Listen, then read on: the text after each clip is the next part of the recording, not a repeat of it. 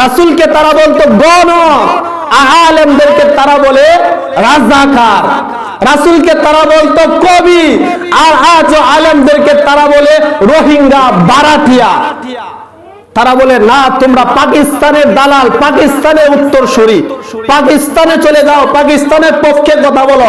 কোরআনের পক্ষে কথা বললেও তারা ঠেক লাগায় দেয়, তোমরা পাকিস্তানের দালাল, পাকিস্তানের পক্ষে কথা বলো।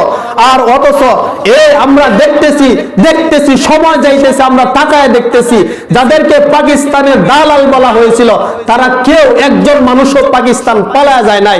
যারা তাদেরকে তুহমত দিয়েছিল পাকিস্তানের দালাল, এই মানুষগুলাও তাদের প্রতিবেশী, তাদের দাদার দেশ ইন্ডিয়ার মধ্যে পালায়া গেছে।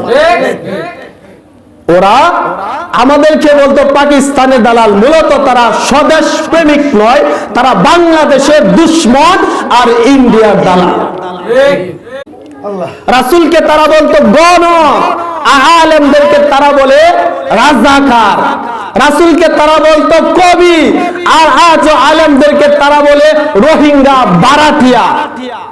তারা বলে না, তোমরা পাকিস্তানের দালাল, পাকিস্তানের উত্তরসূরি, পাকিস্তানে চলে যাও, পাকিস্তানের পক্ষে কথা বলো। কোরআনের পক্ষে কথা বললেও তারা ঠেক লাগায় দেয়, তোমরা পাকিস্তানের দালাল, পাকিস্তানের পক্ষে কথা বলো।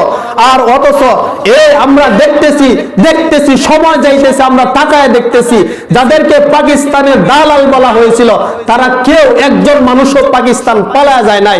যারা তাদেরকে তুহমত দিয়েছিল পাকিস্তানের দালাল, এই মানুষগুলাও তাদের প্রতিবেশী, তাদের দাদার দেশ ইন্ডিয়ার মধ্যে পালায়া গেছে। ওরা আমাদেরকে বলতো পাকিস্তানের দালাল, মূলত তারা স্বদেশ প্রেমিক নয়, তারা বাংলাদেশের দুশ্মন আর ইন্ডিয়ার দালাল।